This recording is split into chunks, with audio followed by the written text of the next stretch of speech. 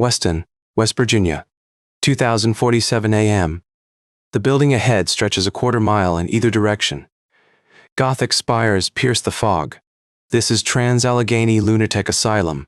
For 170 years, this place held America's forgotten, the sick, the abandoned, the inconvenient. Thousands died here, and some of them never left. I'm going to tell you what investigators found inside. But I should warn you, some of the recordings they captured will be hard to forget. In 2016, a paranormal investigation team locked themselves inside for 72 hours. When they emerged, one investigator had red welts across his wrists, welts that looked exactly like restraint marks. The cameras captured a full-bodied apparition walking through Ward 4, a figure in white, moving through a doorway that had been bricked shut for 40 years. But it's the audio recordings that stay with people. The voices, sometimes whispered, sometimes screaming, always pleading. Construction began during the Civil War. 1858. The original design was revolutionary. Architect Thomas Kirkbride believed that buildings themselves could heal the mentally ill. His plan was elegant: staggered wings to maximize sunlight, private rooms instead of cells, gardens for therapeutic walks. The building was designed to house 250 patients. The idealism didn't last. By the early 1900s, families were sending anyone they wanted to disappear: epileptics, alcoholics, women who talked back to their husbands. At its peak in the 1950s, Trans-Allegheny held 2,400 patients. That's nearly 10 times its design capacity. 9 people crammed into spaces meant for one. Patients slept in hallways, in closets, in the basement. The Kirkbride ideal of healing through environment had become warehousing through neglect. The treatments were brutal by any standard: bloodletting, ice baths, insulin shock therapy, inducing comas to reset the mind. The logic was medieval. And then came the lobotomies. Dr. Walter Freeman traveled the country in what he called his lobotomobile, performing operations in hospital after hospital. He used an ice pick through the eye socket into the brain. The procedure took 10 minutes. He performed over 3,500 of them across America. For patients who resisted, there were other methods: seclusion cells, concrete rooms with no windows, confinement cribs, wooden boxes barely large enough to lie down in. The screaming must have been constant. Reports from former staff described sounds that echoed through the wards at all hours. Pain as a way of filling spaces. The asylum operated for 130 years, from the Civil War through the Grunge era. And in that time, over 2,000 patients died within its walls. Most were buried on the grounds, in unmarked graves. No headstones, just numbers, painted on wooden stakes that rotted away decades ago. Names forgotten, families who never came to claim them.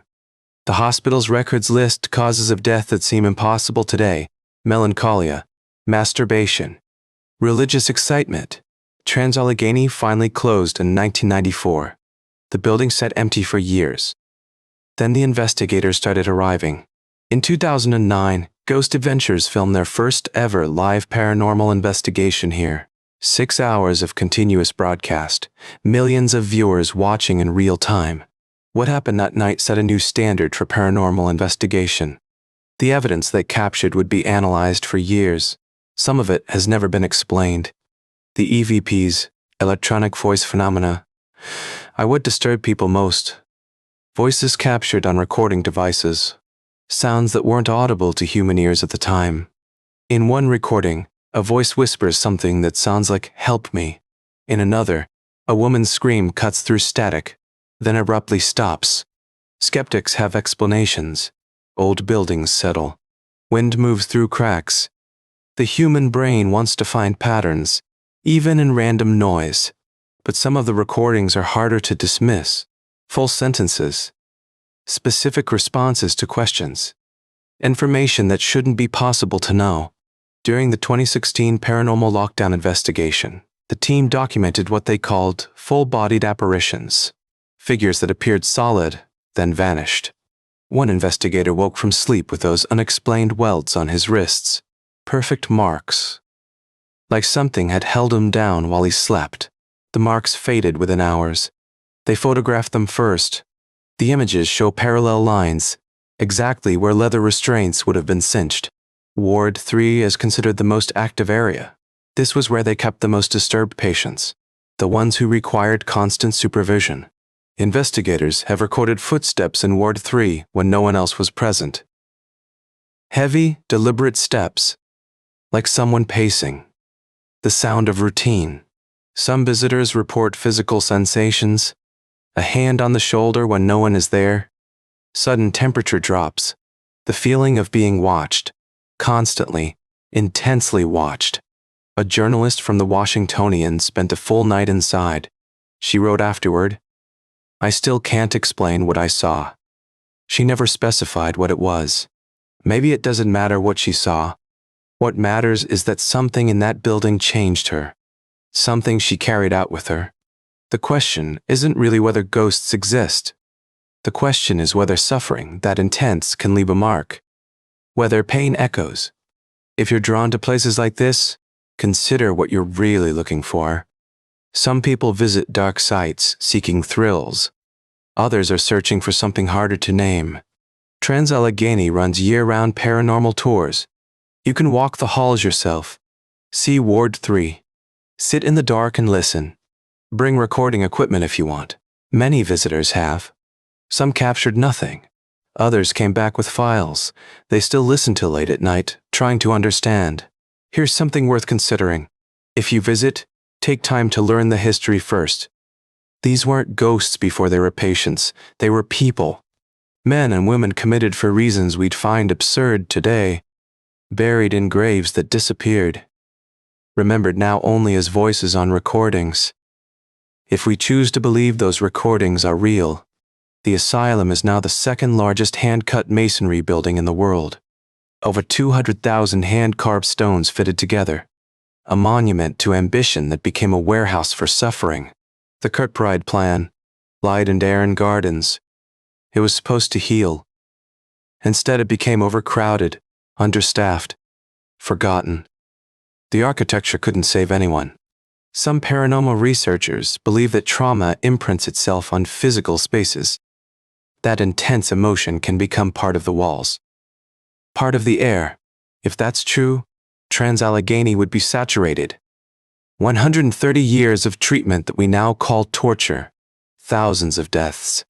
Thousands of unmarked graves. The voices on the recordings, if they're real, aren't trying to scare anyone. Listen to the transcripts. They're asking for help. They're asking to be let out. Maybe they don't know they're dead. Maybe they're still experiencing the same moment, over and over.